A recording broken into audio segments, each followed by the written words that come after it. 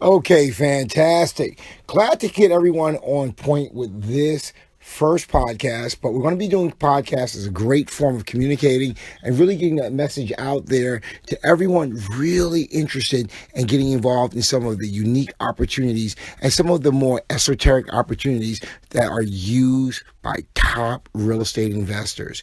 Because the truth is that if you're going to be investing in real estate and you're going to be getting set up in a real estate business, something that is cutting edge, something that allows you to access deals at any given time, and something to give you that real firepower, you have to know some unique strategies that are used. And strategies are important because strategies is what's going to allow you to get into real estate deals at the flip of a switch. Because the truth is, when a deal comes up, you have to be ready. You have to be able to get into a deal, and you have to be prepared to know what you're looking at, when you're looking at it, and how to get into it. So this particular podcast is about partnerships. Partnerships is a really big deal because here's the real deal. You can't do deals alone. If you think that you're going to be getting into deals and that you're going to eventually you're going to be going into real estate deals by yourself, doing 1, 2, 3, 4, 5, 6, 7, 8, 9, 10, 11, 12, 13, 14, 15 deals, you're really going to realize very quickly that it's not a lone wolf game. This is a team sport. You really need the wolf pack. You know, you need other players in the process. This is not like a scenario as you start getting more involved where you're the cook, you're the cleaner, you're the waiter, you're the doorman. This part really won't work. It just won't work in the game. You won't be able to get the scale. You won't be able to get the full development picture, the really big $1 million portfolio that you're after. And listen, real estate for me is all about building wealth. I don't know about for you, but for me, it really is about scaling up and really taking ourselves to that next financial level. Not only that, but it's also about where we're not sitting here doing the work day in and day out. Can we live a little? Can we actually go out, go on vacation, spend time with our family? Can we actually be able to, how about this, just sleep? Can we sleep a little bit? So let's start talking about a key factor here, partnerships. We have to develop partnerships. I've done hundreds of real estate deals personally, and guess what? I'm never doing them alone. I am doing them with partners. I am always and actively, continually looking for partners because there are people that are going to bring other forms of quality to what I'm doing. So partners are essential for us to really take off. We need to understand what we're looking for and how we're looking for these deals. I'll give you an example. I'm doing a deal right now with a guy who doesn't do much work. He doesn't have much of a work ethic. This guy is one of my better partners. He's actually a close friend of mine. But the point is that I had a deal that we're doing. The property cost me $43,000. We're putting into the deal approximately $60,000. It's $103,000, but let's just say we're into it for $100,000. Closing costs and associated costs with this deal, it's $110,000. We are going to sell this property for about $200,000. Put down $199,000, but let's use round numbers, $200,000. We're about to make about $80,000 on this deal. Guess what? This guy put the money up. When I call him to give him an update on the deal, he's generally sleeping till 10 o'clock in the mornings. He really has a few habits. I won't go into discussion here, but the fact is that he is not doing anything in this deal but putting up the cash. In this case, it's $110,000. We're selling the property out at $200,000. We're making a $90,000 profit on this deal, and that gives us about $45,000 profit each. We're splitting this deal. He makes $45,000. I make $45,000. He has put into the deal his own work, his own time, maybe about 5 hours. That's due diligence, maybe following up with me, phone calls. And guess what? He likes working with me because of the value that I bring to the deal. In other words, I found the deal. I put together the deal. My team is going through the renovation, the construction projects, getting those aspects done in the deal, and we're getting the deal sold off. So for him, it's a great deal because he just had the cash sitting there. He might have been getting 1 or 2% in some retirement account, which I didn't think he had a retirement account. I actually think he had the cash lying around. But the fact is that he's making what some people make in a year, waking up 10 o'clock every day, watching television, just pretty much going through his normal daily routine, which is simply not working essentially, but having someone like me do the work. Now, of course, there are my advantages as well also, which we're going to get into. So let's talk about, why do partnerships? Why would you get into a partnership? Why would you need partners? Let's just really spell that out. As I like to say, let's unpack that. Number one, money. You'll never have enough money to get into a deal. There's just never enough cash to go into deals. Listen, Donald Trump, that's the name that we all know, right? Donald Trump is into billions and billions of dollars of deals. For all intents and purposes, whether give or take what you believe, let's just say he's a billionaire, or let's just say he's worth in the upper 100 millions. He's not using his cash to get into deals because he understands the power of partnerships when you come into the deals. He understands, listen, I'll never have enough cash to get into all these deals. And not only that, I really don't want to risk my fortune in going into all of these deals. For him, it puts him in a vulnerable position. But what he does bring is a skill set, a network, a team, an overall knowledge to the real estate business that people are willing to buy into. Because guess what? We know there's money in real estate. Everyday people know that there's money in real estate, but they themselves don't have the technical day-to-day know-how or the time to learn what he knows in that period of time, but they want to get the result that he's getting. So your partner, they're willing to give you money or invest money for you to give them the returns that they're looking for in real estate. What's another thing? Why you need partners? Why else do you need partners? Talent. You want talent.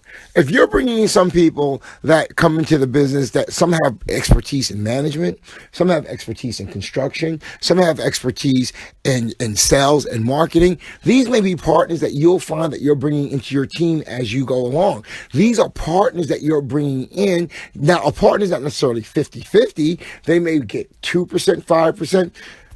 As far as I'm concerned, my attorney, who gets paid on the back end half the time, love you to death, Bruce, he's a partner because he'll wait to get paid. He may get a little more, but he takes a partnership in the deal because he understands that that's how he gets paid. I don't necessarily put the cash up front all the time. Robin, our title person, same thing. Contractors, sometimes they're waiting. They take equity. They take some of the partnership on the back end. I may not want to put out all the money for construction at that time, or the deal may not allow it or afford it. So what happens is that some of the cash, they may get it on the back end. Now, here's the incentive. They may do a little better, right? They may do a little better for waiting, for holding off. But what they're doing is they're picking up on the back end. So that's really one of the advantages to them. So that's another reason why you'll look for partners, because they bring different things to the table, and you may not want to lay the cash out at the time, but you bring them on as a partner and they join in on the deal. What about this? Time. For me, there's never enough hours in a day, and I don't have to ask about for you. I know you're probably experiencing the same thing. So the fact is that you need people to do some of the heavy lifting with you. Actually, you'll need people to come on board with you sometime and bring them on as a partner to just take care of some of the smaller things with you.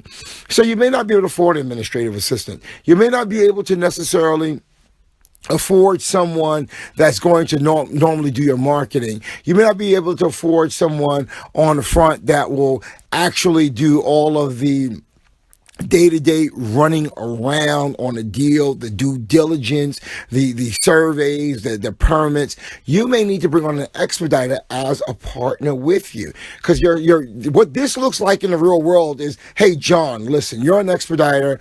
I don't have time to go get permits. I don't have time to necessarily find out the exact zoning on this particular deal. I don't have time to necessarily hire the subs or the contractor. This is something you do as an expediter. You bring together these people, Tell you what, you go out, you look at these 4 deals for me, you let me know what we can do with these deals if it fits our model for what we're trying to do. It might be a fix and flip, it might be a rental, whatever you're trying to do. And if it works, John, tell you what, for whatever deal we do, we will give you 5% of the profits, 10% of the profits, whatever your number actually looks like to you. Another reason why you bring on partners is for opportunity. Bird dogs, wholesalers, agents, these people are out there bringing deals and new opportunities to you. And this allows you to bring them on as a partner. They can come on as a partner in your deals. Hey, you bring me a great deal. I may be able to pay you some money up front. I may not. But the point is, on the back end, once we turn this deal around, here's what we can do. So if I have a partner that's bringing in the cash to do a deal, I have another partner that's bringing in the deal itself that we're doing the deal on, and I have another partner that, let's just hypothetically say, is selling the deal out. Well, we can all take part in the deal. And for me, it works because I'm putting nothing up front in the deal. What I'm doing at this point is I'm managing a series of partnerships, and I'm taking an equity stake in that partnership. So let's just say I'm making $20,000 amongst a $60,000 split. Well, if I'm making $20,000 among a $60,000 split and I'm forming partnerships like this 10 times a year, or 20 times 10, I just made $200,000 by bringing together these different partners so that we're able to facilitate a deal-making process, and it's a system that's actually working its way through. Now, I'm not necessarily bringing any skill set. My skill set is being able to identify other people with a skill set that's actually forming the partnership. You see, anyone can do that. You just have to be able to perceive and understand who actually has what skill sets that we're bringing to the table. So, if you're looking for partners, here are 3 rules that you really got to get in touch with. Here are 3 rules that you really have to identify with, and these need to be your cornerstone rules. Number 1, know what you want from your partners. So when you're talking to a partner, you really are looking for a partner. You have to know what you're looking for from that partner. You'll never be able to really establish and affirm a partnership if you don't know what you yourself are looking for. So really spell that out in your mind, spell that out on paper, and really point out what you need from your partners. Another point, show your partner what is in it for them. Your partners have to understand, if I'm getting on board with you and you're not giving me anything up front, or you're going to be giving me something on the background, what's in it for me? Am I getting a return? Am I getting a rate of return? Am I getting a piece of this deal? If I'm getting a piece of this deal, what am I getting in the deal? How much does the deal make? What am I getting? What does that dollar amount actually look like from what it makes? So if we're making $50,000, how much of that $50,000 am I getting? And by the way, how do I get there?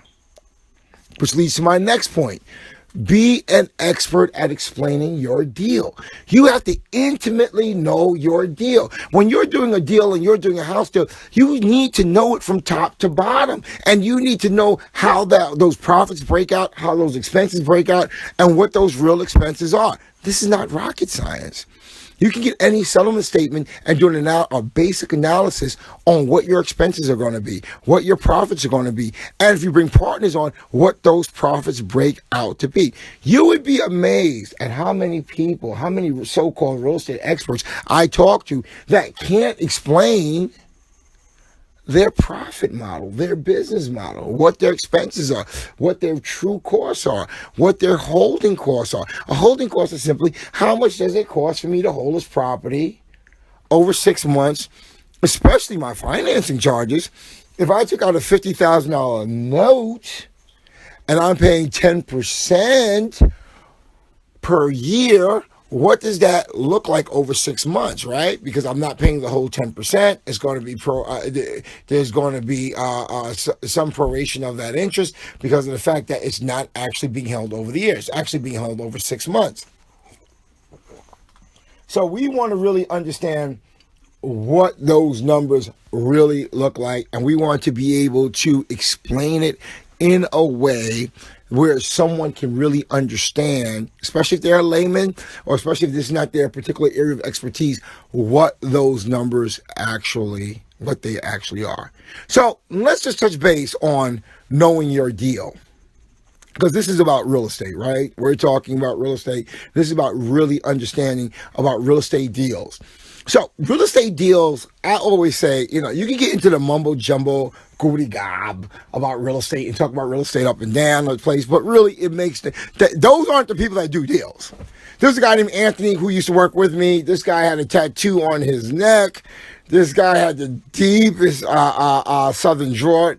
No pun to southern drawers. I live in the South.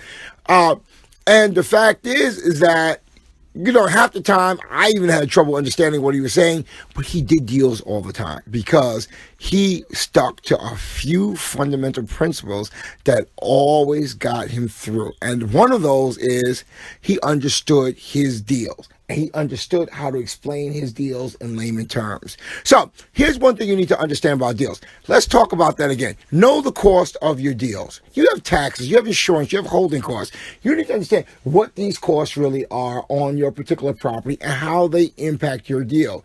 I myself did a deal a few weeks ago, and I completely forgot the tax proration. I was hit with a tax bill at closing. It was an extra $2,200 I had to come up with. I told my lawyer, I said, listen, I didn't anticipate this cost. I completely forgot to put it into the analysis.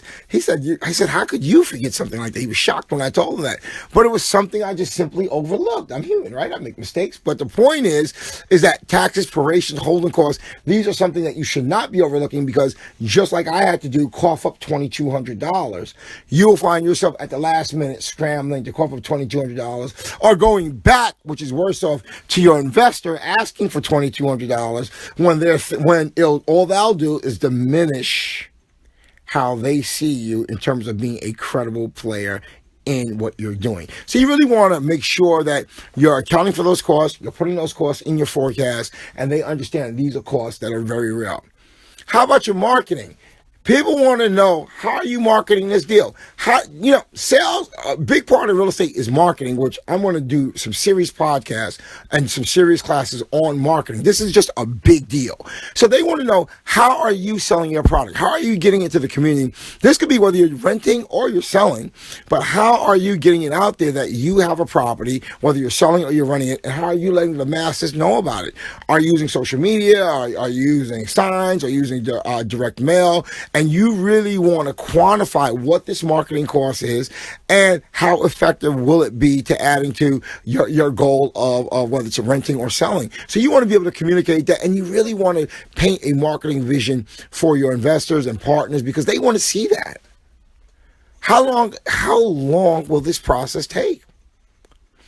If someone's giving you money, if someone's waiting for a return on their money, someone's putting up their time these are all investors, actually, essentially. We're calling them partners, but these are really investors. They want to know, listen, if I'm giving you $50,000 to get into a deal, I'm investing $50,000 into a deal, how long does it take for me to get my return? So you want to be able to show, if you're renovating your house, how long does it sit on the market? You want to show comps for that. You want to show valid proof that, look, homes in this area sell for 3 to 4 months.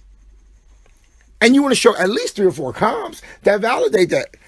Even if it's for 6 months, a year, homes in that area sit on the market for a year, that could still be a valid deal if the cost of the property offsets for that timeline, and it's a predictable timeline, because that may lead to you getting properties at a cheaper price, that may lead to you getting better deals, and that may lead to you all just preparing and positioning yourselves for a hold of 1 year.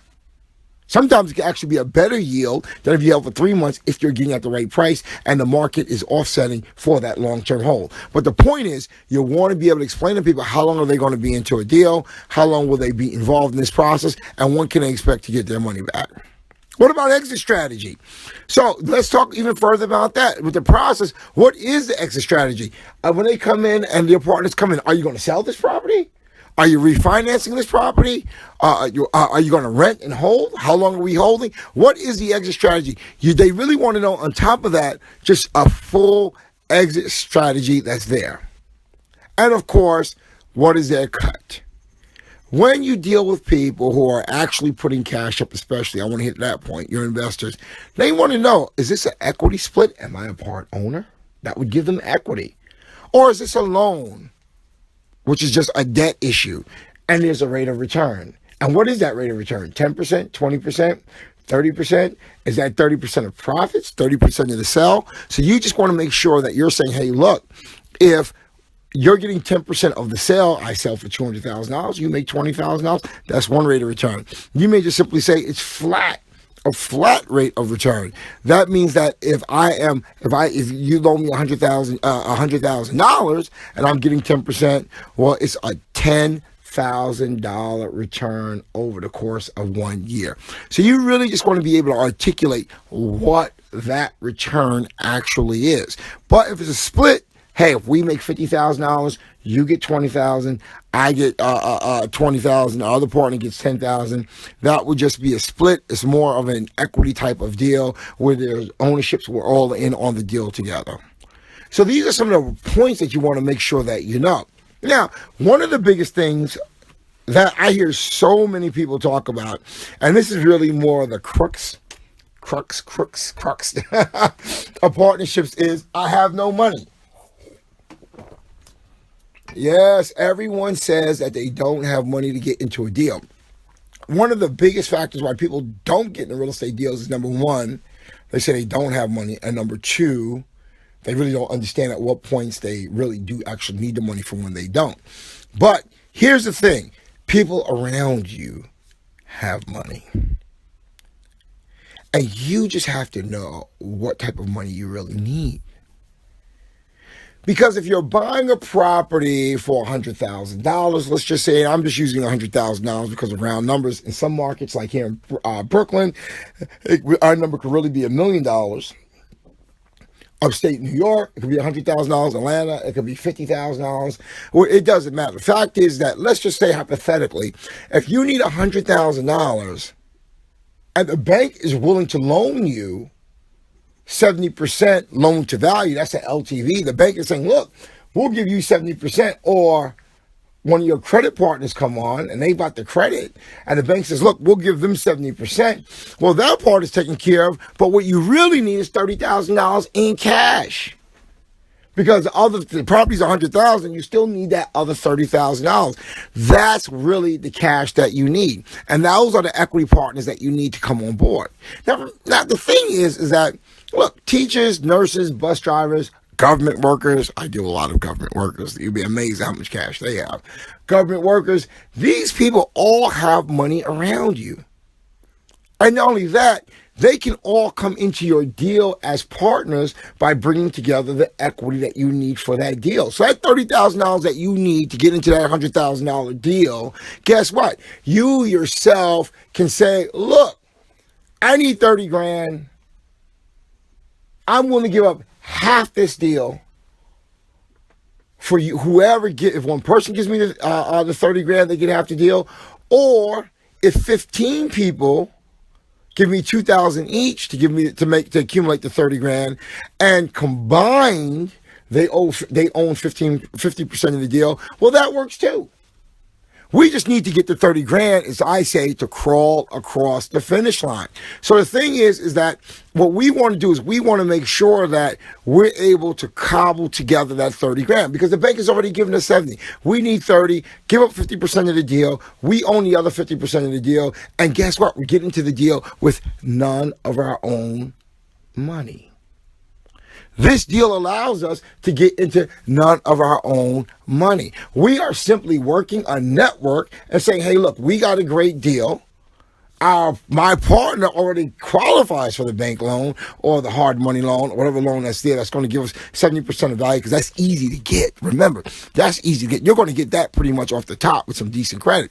What you're looking for is, or with a decent deal, they'll give that to you. What you're looking for are for partners to come in with the down payment for this investment property with the other $30,000, which they can put up. So you can get this from your general network. Here are some of the places they actually do have the cash where they can either give you $2,000 each to give you 30 grand, or they themselves can just simply write a check. Where would teachers, nurses, bus drivers, our everyday working community, the assistant manager at McDonald's, where would they actually have it? What about their IRA? This is their retirement account, their individual retirement account. The money could be there. What about their 401k? That's another one that they can self-direct. And their podcasts, I'm going to be introducing on those, how to roll those over. But they can take the money out of that as well, too. It's their retirement account. They can invest a little bit of money into a great real estate deal. You're not asking for their retirement savings. But you're saying, hey, look, if you have a couple of $2,000 or $3,000 or $4,000 there and you want to take the returns from 2% to 20%, depending on what the deal is, well, why not put $2, $3, $4, $5, $10, $15, $20,000 into a deal that makes sense, that's local, that's right here, that you're on the title, that you can identify with, that you can drive past and see every day? Why not? Try give it a shot. What about credit lines? If your people have good credit, they can go get unsecured lines of credit. Banks give it to their customers all the time. Credit cards, life insurance, stocks, bonds. These are all lines, veins of capital that are available to everyday people. Remember, don't think, and I see people do this all the time, you'd be amazed. Don't think in terms of the individual giving you that one big check. Think in terms of 10 small individuals giving you very small incremental checks together to invest in the deal. $2,000, $1,000, $3,000. These are the deals in the aggregate collectively that get you across to that $30,000 finish line. And they're great partners, and you're making them great money into a great deal. So think in terms of network. Another source is, of course, obviously, the network. You need the big network. It's all about the network. Your networks will push you into other people who have networks and draw off their networks. It's always what's in it for them, where's the opportunity, and by growing these numbers, this is where you get the exponential opportunities to gain new capital into your deals. Where do you find partners? So you got to know, first of all, what type of partners you want, who you're looking for, where you're going to find these partners. You can't, you may be going to the beach to find partners, may not be the exact ideal location, but maybe you might need to go to conferences where real estate investors are, or conferences where people who are looking to invest in the stock market, where they may be. Those will be everyday partners, everyday people looking for opportunities. So you want to know what type of partners you're looking for. You want to know who has the money. So remember, each investor, if you meet a guy that invests in institutional hedge funds where minimum investment is $5 million or $500,000, probably not your kind of investor. He's just not. He's into a whole nother animal. He's into a whole nother type of deal. He's into a whole nother model. He has the money, but he just isn't interested in buying that four-family down the street on Main Street that is 50 cents on the dollar. That's just not his thing. So you want to make sure that you find someone who's appropriate. Now, the person going to the seminar to buy a real estate course, who's looking to do a real estate deal, that might be a person. You might tell me, look, you're about to pay $40,000 for this course. I actually have a real deal. Here's something that we can take a look at. So you want to get with the right partner, and you want to know who that partner is. You also want to know, another place to find partner is deal makers, wholesalers. They can turn into great partners because guess what? They have the deal. Not only do they have the deal, a lot of times they have the ear of the owner. So by having that, they're able to help negotiate owner finance deals. They're able to get prices reduced. They're able to take their spread on the back end. They become great partners as well also. The truth is your lenders become your partners. They can give you better terms in the deal. Everything counts. Every hit counts across the board. So you want to make sure that when you look for partners, whether it's your contractors, your cash investors, your lenders, you want to make sure that you understand on all levels where to find the type of partner that you're looking for. Key to it is networking. Real estate is all about networking as far as I'm concerned. Because once you know the basics, you'll learn as you go, but you need the network to get to where you go. Actually, this whole podcast, everything we've been talking about really falls back to networking anyhow. This all comes back to some form of networking to really bring together these people, your team, your resources, the people that you need. So you really need to get out there and start networking. You have to hit the networking events where people are out there networking. You have to go to your place of worship, wherever that may be, whether it's a synagogue, whether it's a church, it could be a Buddhist temple. These are people where they're part of a community, and you need to tell them what you're doing is to get them involved. You need to talk about it. And that's another thing. I hear so many people who say, I'm keeping this to myself. I'm not talking about this deal. I'm not talking about this opportunity. Big mistake. Talk about your issues. Talk about your challenges. Tell other people what you think the solutions could be, and ask them what they think the solutions could be, and ask them, do they have resources, or do they know people that can help you solve your issue? And by the way, here's what's in it for them. You need money? Do you know anyone that wants to invest in this? Do you know anyone that might see this as a great opportunity? A lot of times the person you're talking to, that you're asking for the help, they themselves might be prime candidates to help you themselves. So you want to make sure that you are getting it out there, what you're looking for, what you need. On top of it, you want to do general marketing. General marketing does not have to be a big Coca-Cola campaign. General marketing could be something as simple as you working with flyers, signs, business cards.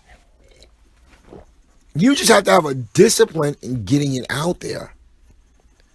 And then once you get it out there, follow up. Once you meet people, follow up. Once you're talking to different people, make sure that you're following up.